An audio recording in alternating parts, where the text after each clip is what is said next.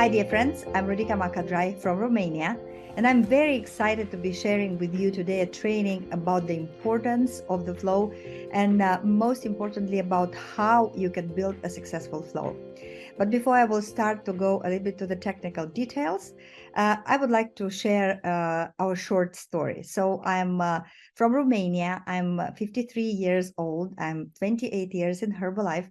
And we built a business together with my partner and husband, CC Macadrai.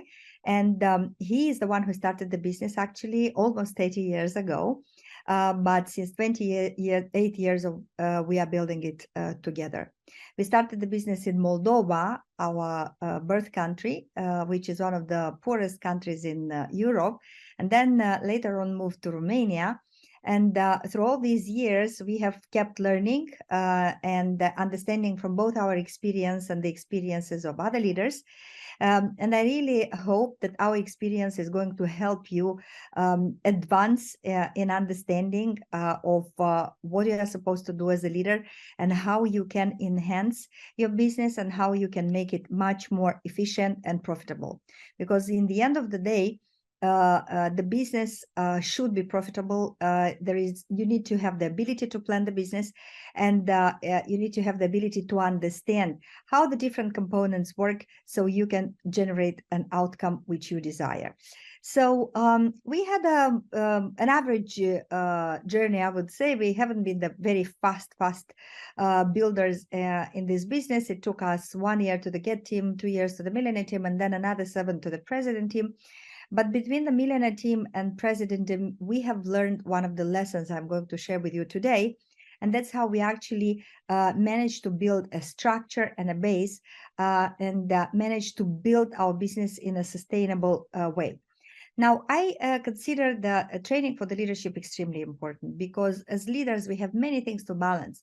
We start as using the products and maybe having a couple of first customers and distributors.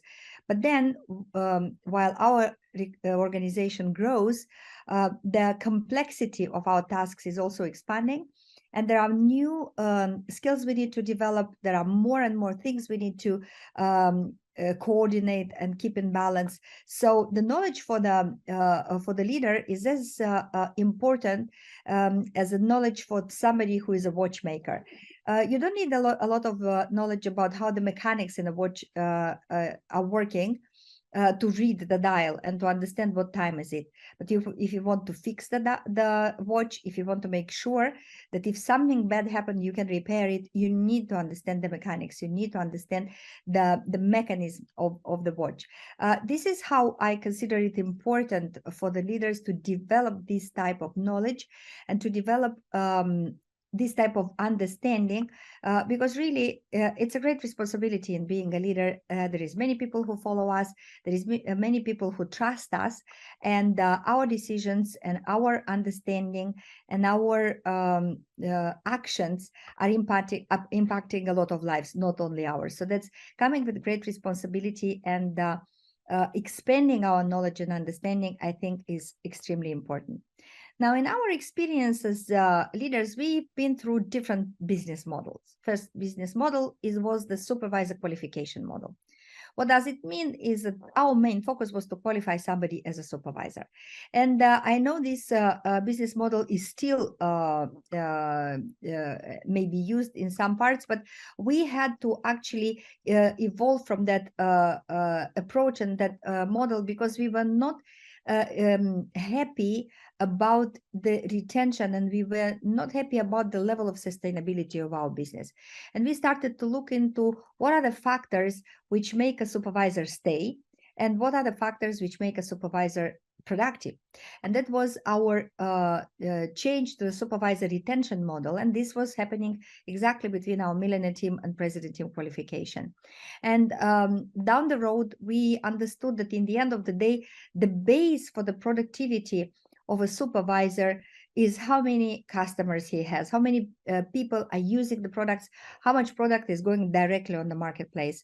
And that's how we progressed actually in developing a customer retention model. So our focus in the business today is not only to bring a distributor and qualify him as a supervisor, is not only to focus to help him as a supervisor be productive and better organized, but we want to make sure that he as a supervisor know how to retain the customers as a base for his productivity. And as I told you, for us, our main focus throughout the years was to do the business in a sustainable way.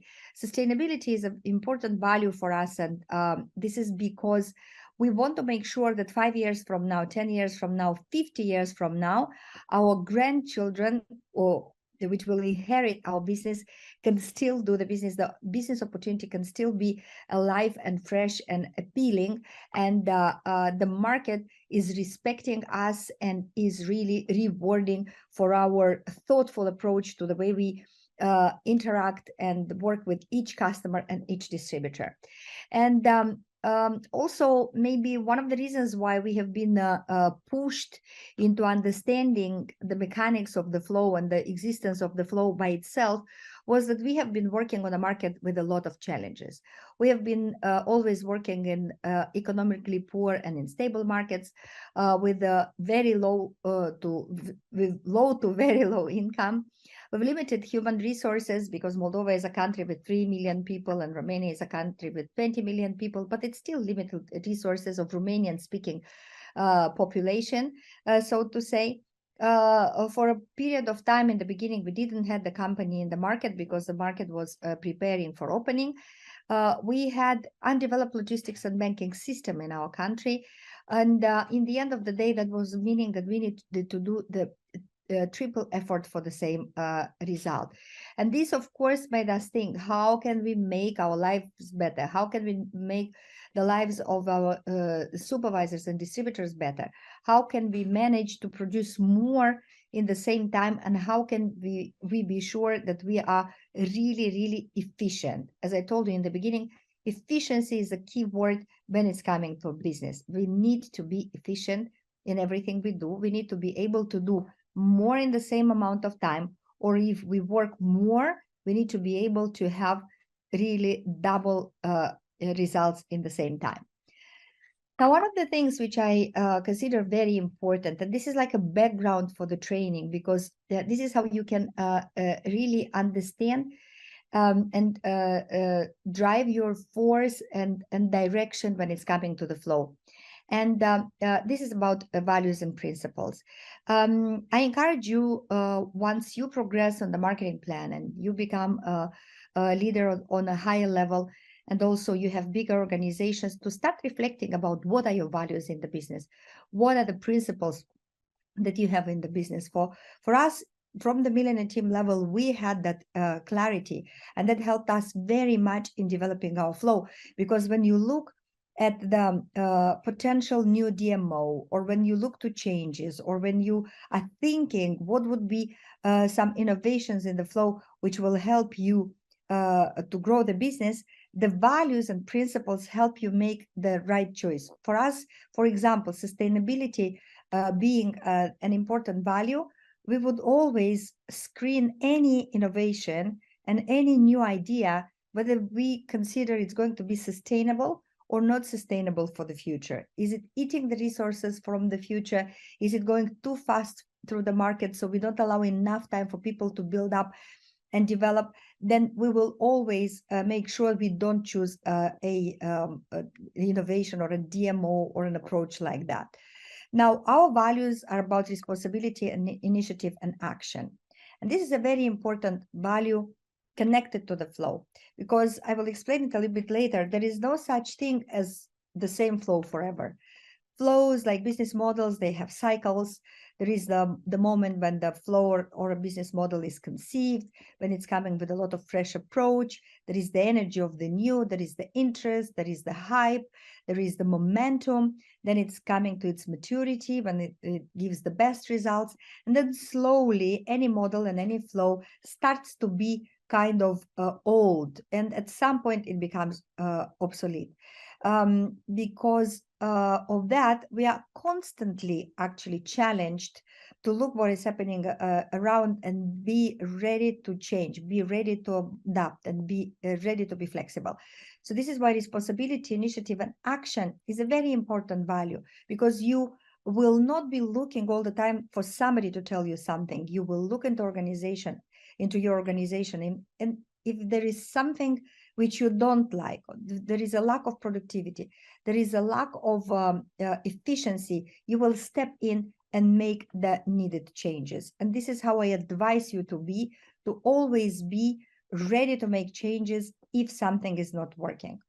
Integrity, again, it's an important value for us. We tell to the people that we invite them to something, we will teach them how to be successful in this business. And we want to make sure that at any time, our business model is helping people be successful. We wanted to be leading by example. So we always chose flows that we were passionate about, we were agreeing with, which were comfortable for us. So we could have the passion and we could lead by example. Teamwork, again, is a very important value for us. So when we are thinking about new flow, we are involving the team. We have a team of leaders who are helping us develop the flows and implement it. And that's how we can transition easy through the implementation stages. Another value for us is exceptional standards. We consider Herbalife company and Herbalife products being of exceptional standards. So we want to make sure that our business methods and our business approach is also matching the standards of our products and of our science. And the standards of our business are our responsibility, because this is a part of the business we are responsible for. The company does the best to deliver us the best products, and everything else which is on the company responsibility list at the best standards. So this is why we strive to do our part of the job at the best standards. Now, another value for us is we are always concerned about the profitability of the supervisor. In our thinking, is our organization is as strong as an average supervisor. If an average supervisor is struggling with business methods or approaches that doesn't help him constantly be productive, then that's meaning that we have weak links in our organization. Now, what I mean constantly be productive? I mean constantly be productive if he is doing the work and if he's doing the numbers. So the flow which I design, the business method which I choose, it's working for sure. And it's working in multiple situations for a lot of people who are putting in the numbers and the effort. Now, if the person is not putting in the numbers, and the effort, of course, I cannot be responsible for his profitability. But I want to make sure that if the people are putting in the numbers and the effort, the business flow I give them and I teach them, they know how to reproduce it and they really can have results. And as I told you before, long-term approach and sustainability. Now, let's go a little bit and talk a little bit about the flow. What is actually a flow? A flow, by its definition, is certain order of steps when you try to do something that will create a smooth and steady progress to a result. Now, in the definition of the flow, smooth and steady are the key words, because we can produce results in many ways. We can produce results for 2 months, and then for 3 months, something is happening and we don't produce results. We can produce a lot of results in the beginning and then have a period when we lose everything. That is not a flow.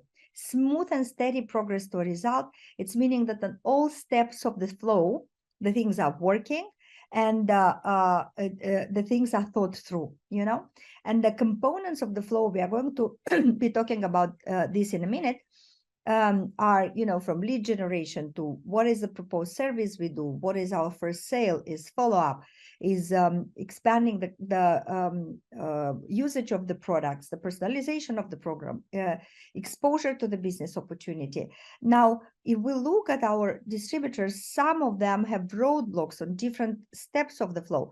But if your flow is really well thought of and worked, then somebody who is doing everything right and he is applying exactly how we teach them, he should have a smooth and steady progress to his result and his productivity. In the end of the day, everything that's working in your life has a flow. Even how you are cleaning your teeth, you don't take first the toothbrush and clean your teeth, and when you put the toothpaste. First, you take the toothbrush, you put the toothpaste, when you clean your teeth, when you wash your mouth, and this is the right order of the steps. And if you do it in the right order, you will have a smooth and steady journey to healthy teeth and healthy gums. The same, you cook. You don't first boil the vegetables and when you wash them and peel them. You first wash them, then you peel them, when you cut them, when you boil them or you fry them, whatever. So in order for you to have a good meal, there is a certain order of steps which you need to do to have a good flow. If you have a complicated meal, you need to do some prepping of the ingredients before, because if you don't prep the ingredients before and you have a fast recipe, then you can burn things or you will have to interrupt the cooking. So when you choose the right recipe and you do the right flow, the dish is going to be very, very tasty. Now, believe it or not, in our business is exactly the same. In our business, flow is a repeatable order of steps which follow each other in order to have a desired outcome. And what is our desired outcome? It's not only to have a new prospect, but it's to have a new customer, not any customer, a happy customer who is ordering products, more products, ordering more months, is referring his circle of influence and family, and it's eventually interested in the business. Or if it is a distributor, we want him to be a distributor who's using the product, is having the results, who is very good in retail, who is very good in building his organization, and he has happy customers and he has happy distributors. So we have also the same components of the flow in the business, and this is where we need to be mindful what is happening in our organization on a daily basis. Now, what is the importance of the flow? The first inventor of the flow was Henry Ford. And this was the first time when he invented the conveyor belt. And the conveyor belt is actually helping you to have the right flow. On the conveyor belt, each position has its role. Everybody is screwing in one little tiny bolt, but if one bolt is missing, then the whole mechanism later on is not going to be stable.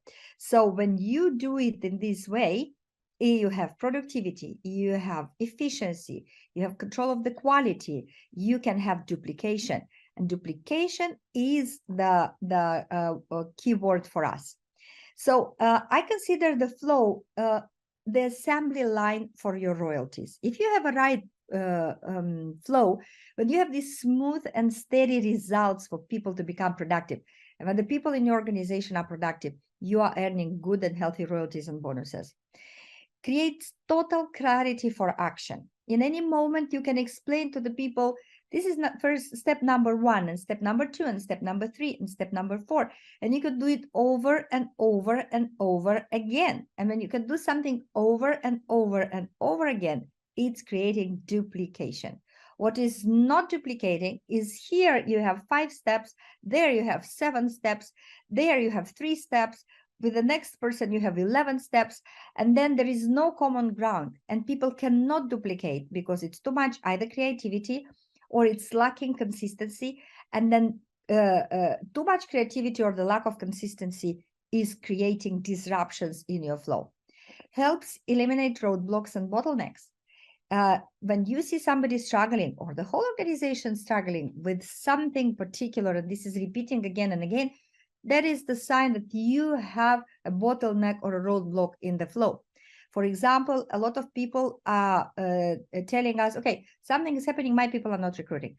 If your people are not recruiting, if they don't bring new distributors into the organization, that's meaning that in your flow, you have a block. Something is not clear for the people how to expose to the business opportunity.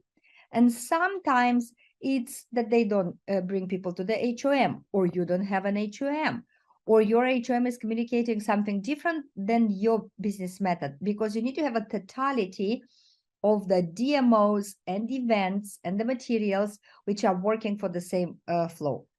Enables easy mentoring and correction. Now, when somebody is coming to you and they want you to mentor them, or they want you to help them overcome a roadblock, or to see what they mistake, having a flow It's helping you very easily identify what is the thing they are mistaking, because you ask, what do you do as lead generation? How do you present the products? What is your first sale?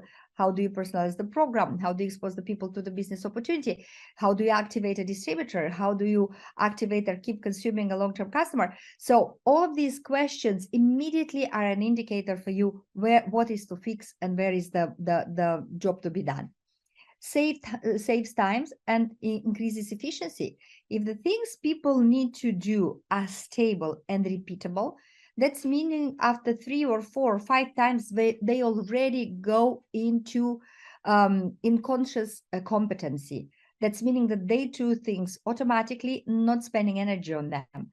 When you have that level of knowledge in your organization, that's meaning that people are producing results easy, because they have this automation in their actions, and they really are speedy executing all the steps of the flow.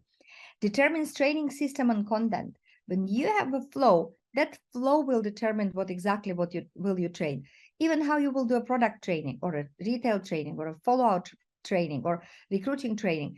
Everything is going to be linked to the flow. There is nothing wrong or worse than having one flow and a training system which has a content which is not actually catered for the flow, because you will have important pieces of information missing for your people to be productive. And also allows scaling and export of the business model. Once you have a flow, you can have it in this city, you can have it in the other city, you can have it in another country. It's easy for you to teach somebody about your business flow. Now, some important definitions around the business flow. DMO is usually, this is how we define it. You may define it differently, but for the better understanding of what we are training about, DMO is the ways we bring customers and distributors and our value propositions. Some people focus on healthy, active lifestyle. Some people who focus on wellness evaluations. Some people are focusing in the nutrition club DMOs. Some people are focusing on skin. So the DMOs are very different, and there is a lot of creativity. But no matter how creative the DMO or different it is, in the end of the day, then you draw the line. The goal of any DMO is to bring a customer into the product consumption.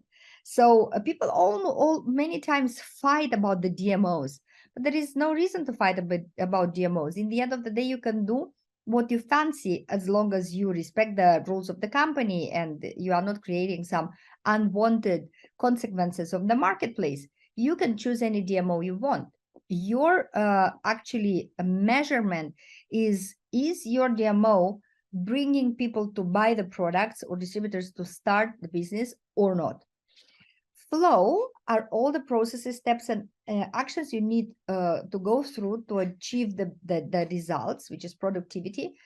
And it contains what you need to do as a personal action, and also how you can leverage the power of flow supporting events.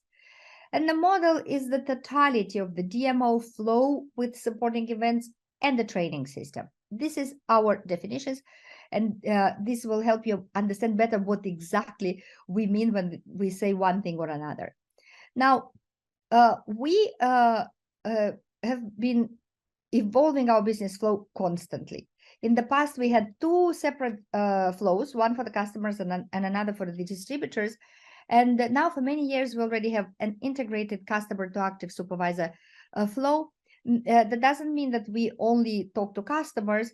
That means that anybody who will start, even if somebody is coming for the business and we have a business conversation where we will explain the opportunity and everything, for a person to start, he will have to start as a customer, go through a preferred customer experience, and only that afterwards activate as a distributor. Now, this is not mandatory for you. I just explain you how we see the flow, and that's how we build together the elements. If you have 2 separate approaches, one for customers and one for the distributors, you need to make sure you build the flow for both of them and you train both of them, because people need to be able to know exactly what to do at every step. What is impacting the creation or changes of the flow. Why I said that we need to always be on the outlook and always be prepared to change. Market realities. Sometimes the market changes, the consumer changes. For example, many years ago, the people haven't been so conscious about the wellness. They haven't been so knowledgeable about the products. So before, maybe it was much easier in teaching the organization about the products, about the nutrition. Today, we need to teach our distributors more, because there are a lot of customers who know details and information about the nutrition. Nutrition, they are looking for specific results, and we need to have our distributors be prepared to respond to those needs. Other leaders' innovations, because we go to the trainings and our organizations are exposed to some other stories, or somebody is coming with the idea which you feel like, oh my God, this is exactly what I needed. Like it happened to me many times during my experience, when I was looking for something in the flow, and when I was going to the training and I heard somebody else's experience, and I said, oh, this is exactly what I was missing. I want this part or this bit exactly for my flow, because it's a missing piece. Herbalife rules and legal changes. Sometimes the rules of the country change. We live in Europe, for example. We have a very, very complicated legal landscape, and always something is changing. But also the company rules. Some things we were able to do, and then the rule change, and we are not able to do it anymore. Or the other way around. We were not able to do some things, and then the rules change, and suddenly we have a little bit more flexibility or space to do. Technology is very much influencing the flow, and it can enhance it endlessly. Not to say that there are a lot of flows which we see now in the Herbalife world which are based on technology. Crises are also coming and pushing the organization to change and innovate, whether it's an internal crisis, and we have had a separate training on the crises, which is very important to know how to behave during the crisis, or this is the proactive evolution. And I, as a leader, together with Sergio, we're always for proactive evolution, because when you study the success of other companies, you see that they try to innovate and change even before is the need. So they make sure they always are ahead of the curve. Why? Because we were discussing a little bit earlier about the cycles of the business model. I've seen many leaders throughout the years complaining, oh, but many years ago, when I started, or when Mark Hughes was around, the things were happening this and this and this way. Why? Oh, why now it's different? Because every business model has a life cycle. So you need to be prepared that even now, if you have the perfect flow and things are working brilliantly, you need to understand this flow is going to weather out in 2 years or in a year and a half, because the people get bored. They always need something new.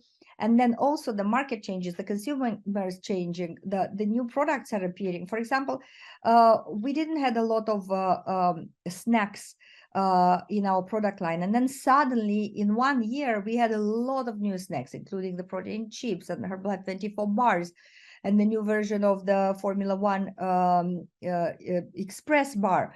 And then we have suddenly the savory Formula One. So we ended up with so many snacks that we had to build it into our flow, how to expose people to all these snacks and different things that are appearing actually and are changing the things. And you need to really be ready to innovate. And if you take initiative, responsibility, and action as a value for you as a leader, you will see that there is nobody you can turn to. It's your job and your duty to take that responsibility and create the new, to lay down the new path for your group. Now, as I told you, we have the responsibility for the business flow, and we have the responsibility to design and create it. And most of the times we don't do it from scratch. Maybe in a 30 years career, you will have one time the challenge to do that, as we had when we had to change our business model from the model of wellness centers to the model of nutrition clubs. That was designing and creating a flow. And that was also not from scratch, because we could rely on the experience of other leaders in other countries. So most of the time we are adapting the flow, or we are creating based on something older. Second is how to implement. Third is how to manage, and then how to fine tune and evolve. And the reason for this training is that I want you to be conscious on every step on the way. I believe very much in conscious leadership. Leaders who know what is happening, who can identify when something is wrong, who can identify when something is good happening in the business and extract that good experience and promote and implement the good practices and good experiences in their organization. So this is a conscious leadership. And with the flow, it's very important for you to have this conscious approach. And I really hope that our training, my training, is going to help you understand better all these notions, and it will help you really have a better knowledge and position to change things. Now, in the second part of the training, we are going to go into each of these elements or 4 steps, and I'm going to share with you my experience on that.